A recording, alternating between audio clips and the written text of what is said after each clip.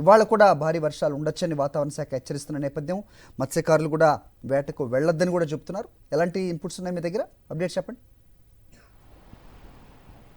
Good morning Hari. Tamil Nadu శ్రీలంకను ముంచెత్తినటువంటి Ditwah తుఫాను నిన్నటికి తీవ్ర వాయుగుండంగా ఈ రోజుకి వాయుగుండంగా బలహీనపడినట్టు ఐఎండీ వెల్లడించింది. అయితే మరింత బలహీనపడి దాని ప్రభావాన్ని క్షేత్రీయ విస్తృతిని కూడా తగ్గించేటువంటి అవకాశం కనిపిస్తోంది.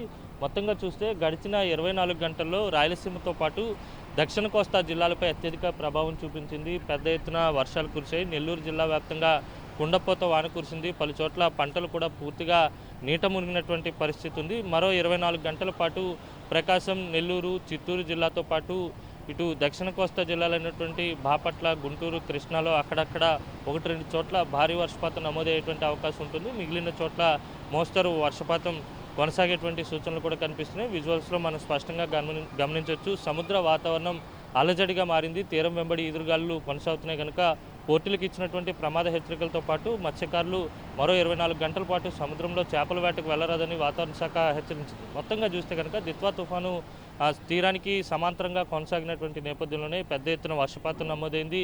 చాలా చోట్ల ఫ్లాష్ ఫ్లడ్స్ హెచ్చరికలు కూడా వాతావరణ శాఖ ఇచ్చినటువంటి నేపథ్యంలోనే చిత్తూరు, తిరుపతి, నెల్లూరు, ప్రకాశం జిల్లాల్లో కుండపోత వానలు కురిశాయి. అంటే మరో 24 గంటల పాటు కూడా ఈ వర్షాలు కొనసాగేటువంటి అవకాశం కనిపిస్తుంది. అయితే తీవ్ర వాయుగుండంగా బలహీనపడింది. మరికొద్ది గంటల్లో మరింత బలహీనపడేటువంటి అవకాశం ఉన్న నేపథ్యంలో క్షేత్రీయ విస్తృతి కూడా తగ్గి వర్షాలు తగ్గుముఖం పట్టి సాధారణ వాతావరణ పరిస్థితులు వచ్చేటువంటి అవకాశం అయితే కనిపిస్తోంది హరి.